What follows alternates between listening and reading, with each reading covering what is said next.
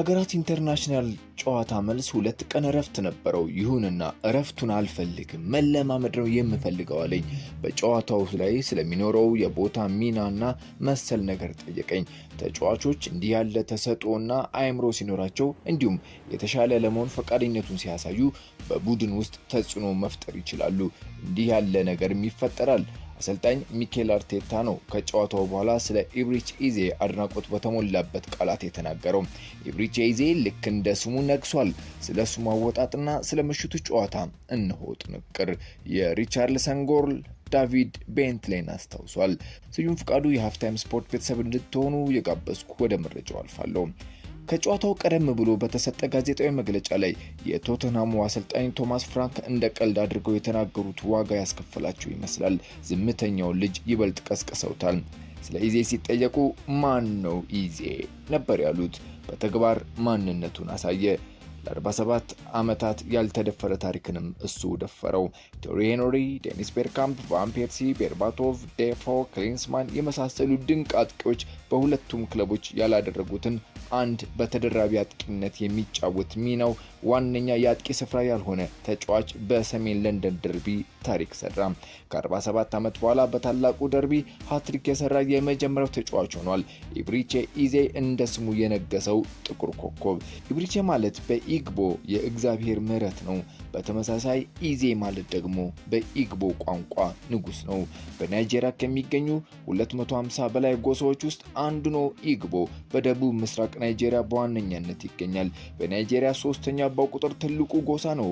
ሃውሳ 21፣ ዩሩቦ 20 እና ኢግቦ ደግሞ 18 ከመቶ የህዝብ ብዛት ቁጥር ያላቸው ናቸው። በናይጄሪያ በስፋት በንግድ ዘርፍ የተሰማሩ ናቸው። የኢግቦ ማህበረሰብ የኢዜ ቤተሰቦችም ከዚህ ማህበረሰብ የተገኙና ኑሯቸውን በለንደን ያደረጉ ቅልጥ ያሉ የአርሰናል ደጋፊ ናቸው። በወርሃ ነሐሴ የፕሪሚየር ሊጉ ጅማሮ አንድ ሳምንት በኋላ ቶተንሃም የማዲሰን ጉዳት ለረጅም ጊዜ መሆኑን አረጋግጦ ወደ ገበያ ወጥቶ ኢዜን ለማስፈረም ከጫፍ የደረሰበት ነው። የመጨረሻ ፊርማውን ከማኖሩ በፊት በ13 ዓመቱ የተለየውን አርሰናልን ለመቀላቀል የመጨረሻ ስልክ ደወለ። ተስፋ አድርጓል። የካይ ሃቨርትዝ ጉዳትም ረጅም ነው። ከወራት በፊት ከአርሰናል ጋር አድርጎት የነበረው ድርድር መቋጫ ሳያገኝ በእንጥልጥል እንዳለ ነው። የቶተንሃም ተደራዳሪዎች ውሳኔውን እየጠበቁ ነው። አርቴታ ሃሎ ብሎ ተስፋ ሲሰጠው ቶተንሃሞችን ይቅርታ ጠይቆ ተለያየ። ከቀናት በኋላ በ67 ሚሊዮን ፓውንድ እየደገፈው ያደገውን ክለብ ተቀላቀለም። ይህ ነገር ቶተንሃሞችን ሊያበግናቸው እንደሚችል ግልጽ ነው። ቶማስ ፍራንክ በጋዜጣዊ መግለጫ ላይ ኢዜና ሞርጋን ጊብስ ዋይት ክለቡን ስለምን ምርጫቸው አላደረጉም ሲባሉ ተጠየቁ። እሳቸውን በምላሻቸው እንደ አጠቃላይ በክለባችን ውስጥ ስለሌሉ ተጫዋቾች ማውራት አልፈልግም፣ ግን የዚህን ድንቅ ክለብ ማሊያ መልበስ የማይፈልግ ተጫዋች አናስፈርምም አሉ። ይህንን ድንቅ ማሊያ በጭንቅላታቸው ማጥለቅ የማይፈልጉ፣ ለአርማው ለክለቡ የማይፈልጉ ግልጽ ነው። እኛም እዚህ አንፈልጋቸውም አሉ። ይህን ካሉ 3 ወር ሞላቸው።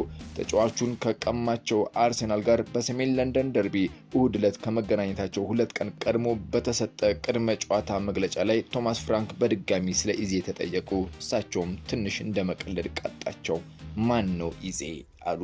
ከትንሽ ዝምታ በኋላ እሱ በጣም ጥሩ ተጫዋች ነው፣ የፊታችን እሁድ ልናሸንፈው የምንፈልገው የአርሰናል ተጫዋች በማለትም ገለጹት። እነዚህ ንግግሮቻቸው ተጫዋቹን ከዚህ ቀደም ከነበረው ይበልጥ ያነሳሳው ይመስላል።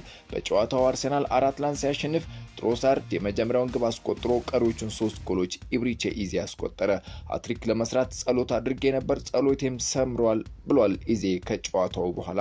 በተለይ ከ3 ግቦች ሁለተኛ ላይ በግራ እግሩ ያስቆጠራት ኳስ ቀዳሚ ምርጫው አድርጓል። በጨዋታው ሪቻርልሰን 1 ግብ ከ40 ሜትር ርቀት ላይ አስቆጥሮ ቶተንሃሞችን ወደ ጨዋታ ለመመለስ ቢሞክርም ከ3-1 መመራት ለመነሳሳት ብዙም ፍላጎት አልታየባቸውም። ሪቻርልሰን ያስቆጠራት ግብ በ2008 እንደ አውሮፓውያን አቆጣጠር ላይ ከ15 ዓመት በፊት በሰሜን ለንደን ደርቢ 4-0 በተጠናቀቀው ዳቪድ ቤንትሊ ከተመሳሳይ ርቀት ቦታ ላይ አልሙኒያ ላይ ያስቆጠረው ማራኪ ግብ ሁሌም ይታወሳል። ሪቻርልሰንም ለታሪክ የሚነግረው ግብ ዳቪድ ራያ ላይ ተመሳሳይ የሆነ አስቆጥሯል። በ5 ተከላካይ የገባው ቶተንሃም ያለውነኛ አጥቂ በገባው አርሰናል ተፈክሯል። 3-4-3 በብሬንትፎርድ ይጠቀሙት የነበሩን አስተላለፍን በቶተንሃምም እየተጠቀሙት ይገኛሉ። ምሽቱን ሁለት የመስመር አማካዮች በአብዛኛው ተከላካዩን እንዲያግዙ በማሰብ በ5 ተከላካይ ተጫውተዋል። ጃቪ ሲሞንስን የመሰለ የፈጠራ አማካይ ተጫዋች ተጠባባቂ አድርገው ጀምረዋል። ቶማስ ፍራንክም ከጨዋታው በኋላ ማዘናቸውን ገልጸው ለሽንፈቱ ደጋፊያቸውን ይቅርታ ጠይቀዋል። ከየት ልጀምር ስህተታችንን አሉ። ብዙ ነው ብቻ ይቅርታ ደጋፊያችንን እንጠይቃለን አሉ። ግብ የመፍጠር አቅማቸው አነስተኛ ነው የተባሉት አሰልጣኝ ቶማስ ፍራንክ በዚህ ስፍራ ላይ ለማስተካከል እየሰሩ መሆናቸውን ገልጸው በደርቢ ጨዋታና በመሰሎች ላይ ግን ፈጠራ ዋነኛ ጉዳያቸው እንዳልሆነ አሳውቋል። አርሴናሎች ክፍት ቦታዎች ነበራቸው፣ ይሁንና እነዛን አጋጣሚዎች በአግባቡ አልተጠቀምንም፣ ቦታውን በአግባቡ አላሸነፍንም ነው ያሉት። እኛ ገና 4ኛ ወራችን ነው። አርሴናል ግን ለ6 ዓመታት ሲገነባ የመጣ ቡድን ነው። ይሁንና ለሽንፈታችን ምክንያት ማድረግ አልፈልግም አሉ። ኢዜአ ያስቆጠረው የመጀመሪያ ግብ ኦፍሳይድ ተብሎ መሻር ነበረበት የሚል ጥያቄ አስነስቷል። ግብ ጠባቂው ቪካሪዮን በግልጽ ለእይታ ተጋርዶ እንደነበር ተናግሯል። ዙቤሜንዲና ትሮሳርድ ሳጥን ውስጥ ከተከላካዮች ኋላ ከቪካሪዮ ፊት ነበሩ። ይሁንና የቫር ዳኞች እንቅስቃሴው ቪካሪዮን የሚከልል ስላልነበር ጎሉ ጸድቋል አሉ። ቪካሪዮም የከለለው ቢሆንም ለሽንፈታችን ግን ምክንያት ማድረግ አልፈልግም ብሏል። በነገራችን ላይ ይህ አጋጣሚ ከሳምንት በፊት ማንቸስተር ሲቲ ከሊቨርፑል አድርገውት በነበረው ጨዋታ ላይ ቫን ዳይክ ግብ አስቆጥሮ በቫር የተሻረውን ድጋሚ በጥያቄ መልክ አስነስቷል። ሮበርትሰን ግብ ጠባቂ ከልሏል ተብሎ ግቡ መሻሩ ይታወሳል። የኢዜአ ሃትሪክ ከ47 ዓመት በኋላ በደርቢው ላይ የተሰራ ነው። ኢያን ራይት፣ ቴሪ ሄንሪ፣ ዴኒስ ቤርካምፕ፣ ሩበን ቫን ፐርሲ፣ ሳንቼዝ፣ የርገን ክሊንስማን፣ ቤርባቶቭ፣ ጀርሚን ዴፎ፣ ሃሪ ኬን የመሳሰሉ ድንቅ አጥቂዎች በደርቢው ላይ ባለፉት 47 ዓመታት ያላደረጉትን በተደራቢ አጥቂነት የተሰለፈው ኢብሪቼ ኢዜአ አሳክቶታል። የመጀመሪያው ሃትሪክ ቴድ ድራክ በ1934 ላይ ለአርሴናል በደርቢው ላይ አስመዝግቧል። በመቀጠር ቴሪ ዳይሰንስ በ1961 ለቶተናም አስቆጠረ። ከዛም ለመጨረሻ ጊዜ 1978 እንደ አውሮፓውያን አቆጣጠር ላይ አለን ሰንደርላንድ የተባለ ተጫዋች ለአርሴናል አስቆጥሮ ነበር።